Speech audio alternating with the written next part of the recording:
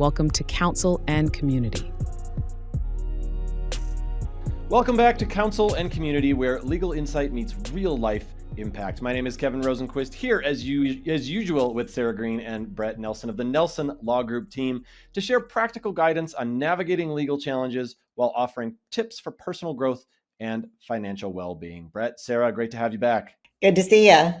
Thank you for having us. So today's episode is about how to help your attorney help you. Brett, in your experience, what do clients do or not do that might make your job of helping them harder? Well, the most important thing is that they tell me the truth as they know it. And what I mean by that is I think truth is kind of there's one absolute truth, but in a legal context, truth is often determined by perspective and where the person who observed or experienced something sat at the time that they went through that event. But be completely transparent if they have concerns about why they something they've done in the past that they believe is going to impact the future. They need to share that with you. And then secondly, provide you with the information that you request on a timely basis. Those are the two biggest things. Be forthright and transparent, and two, be proactive in providing your attorney the information that he or she has requested. They wouldn't ask for it if they didn't need it. That's a good point. That's a good point. So what kind of information would you recommend a client always bring forward early in the case? In a child custody case, the most important thing is communications between the two parties. Bring forth a complete copy of the text messages between the parties for the last 6 to 12 months, copies of all the emails.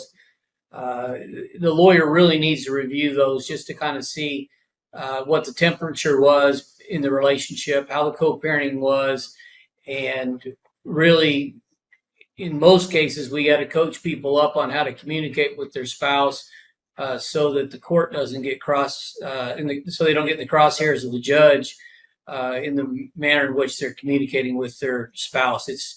It's shocking to me how people communicate in a toxic relationship. It's really a sad sad state of affairs, and it's very difficult to read. And I typically have my clients go back and read the last 6 to 12 months so they can have some time to reflect upon what they've said and how they've done it, and that typically improves things. Yeah, I mean, we've all seen people, whether in person or hearing stories or even on Facebook, some people like air their dirty laundry between each other on social media. And that is so bizarre and so uncomfortable and not healthy in any way. But yet some people just, they react so quickly without taking even a second to think about it. And that's just not a good way to be. Yeah. And on top of that, your children are in the front row. Up close and personal to not only the relationship between the spouse, and if that is spilling over in written form, just imagine what's going on inside the household. So let's talk about how this can affect the outcome of a case. How does being organized and transparent with an attorney impact the case? It's critical. Preparation is the key to success in a lawsuit. And the more you can do to prepare yourself for the litigation, the more success you're going to have. If you hire the right lawyer, they're going to get themselves ready, but they can't swear an oath and take the stand and testify for you. You're the one that's going to have to do that. And if the client doesn't take the time to do the things that the lawyer has asked and take those things seriously, they're not going to prepare themselves, be prepared for the hearing or the final trial, whatever the case may be, when that time comes. And they will see that in the result. Most family law cases come down to credibility. Credibility comes down to how prepared you are. How difficult is it, because of how emotional these cases can be, to keep people, organized, to keep them responsive? How do you manage that? I hire Sarah to come work for me in my office, and Rhonda Cutting, who is litigation consultant in my office, because it's a full-time job. Some parents just can't get out of their own way. and they have a very specific view of their circumstances, and even though the objective criteria doesn't match up with their subjective view of their circumstances, they still plow forward and continue to make the same mistakes that continue to hamper our ability to get the results that they want from the courtroom. So again, after 32 years of doing this, I've seen a lot of things, and being a lawyer is not a popularity contest, and I've had people fire me because they don't like what I tell them. But when you hire my office, we shoot straight and try to be as transparent and clear and concise as we can. But we do that so that we can help shape your perspective, so it's more in line with what we observe to be the reality of their situation. Sarah, how do emotions sometimes interfere with clients being able to communicate, not just with each other, but with their attorney?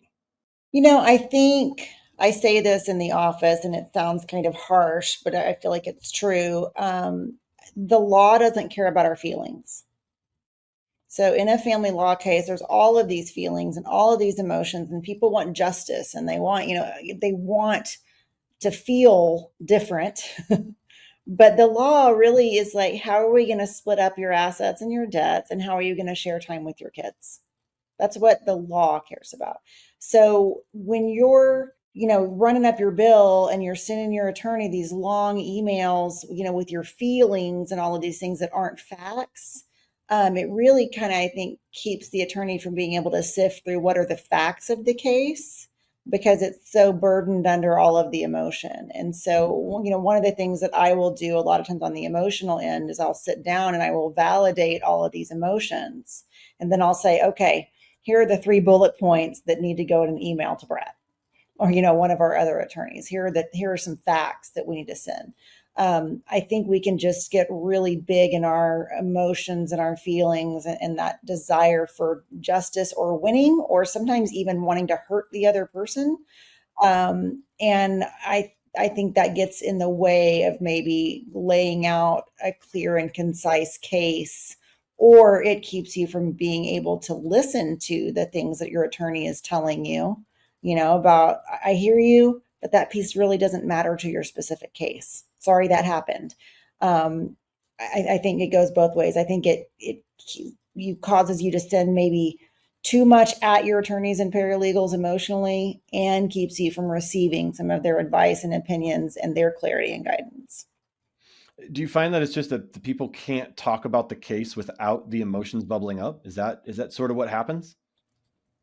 It's a trauma, the end of a marriage, or even a custody modification, these are a trauma. People are in fight or flight. They feel like they are fighting for their lives. Sometimes they convince themselves that they are fighting for their, children's lives, and sometimes they are, but they're so in their dinosaur brain and in that fight or flight, and they're having their cortisol's pumping. I mean, they're just flooded.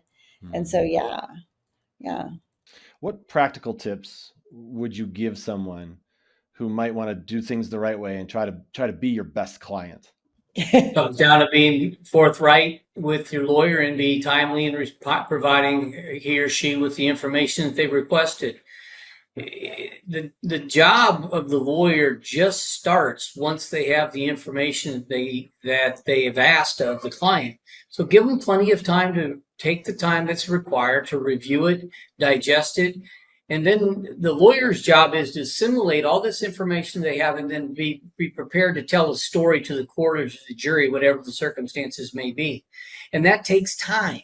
That takes a mastery of the information that is provided to you, so that you can kind of develop a theme, and you can develop this story into something that is meaningful. It's crucial in all lawsuits to develop that story.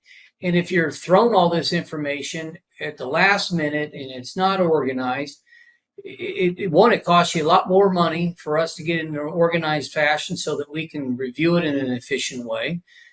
but it just, there's only so many hours in the day. And, I do my best, and my office does the best that we can. And it usually requires less sleep than we would like when people dump things at the last moment, because we don't like to lose. We'll take that go the extra mile and stay up, late, or get up early and do what it takes for us to assimilate the information that we're provided untimely.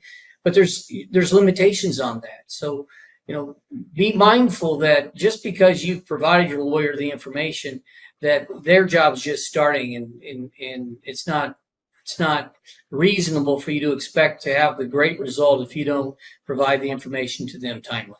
Sarah, on the emotional side, do you have any tips for someone to try to help their case, help their lawyer by trying to separate the two?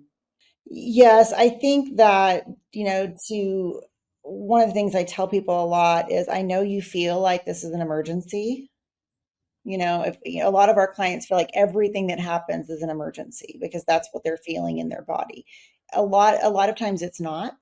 A lot of times it's not an actual emergency.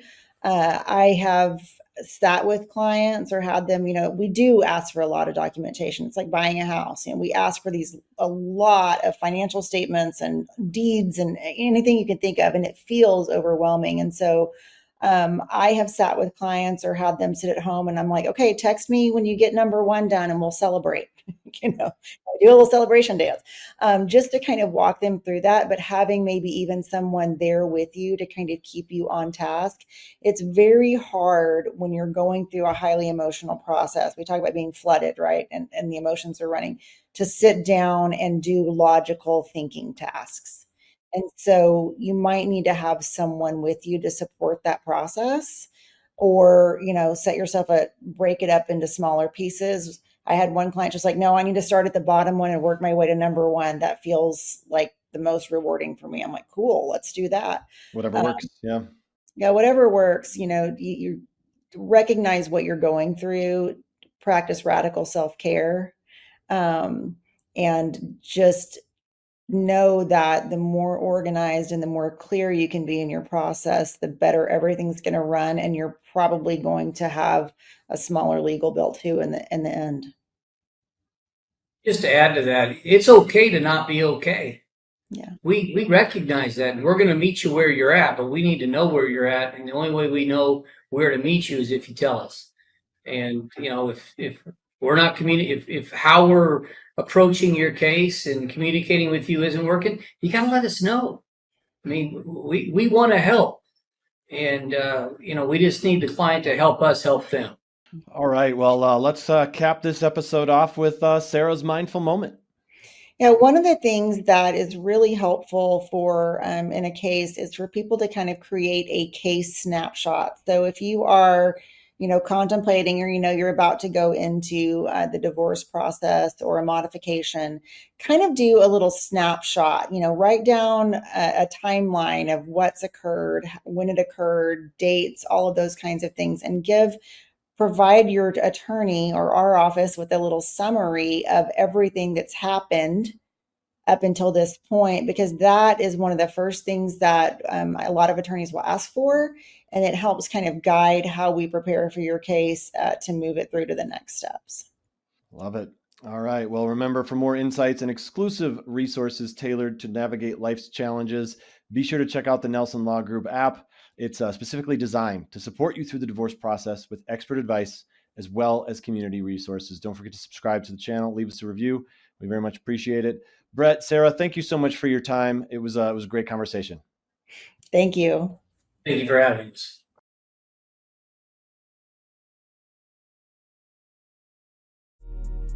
Thanks for watching. Be sure to hit that like and subscribe button and leave us a review in the comments. For more exclusive content, including helpful guides like our Divorce Care Guide, download our app today and get the support you need right at your fingertips.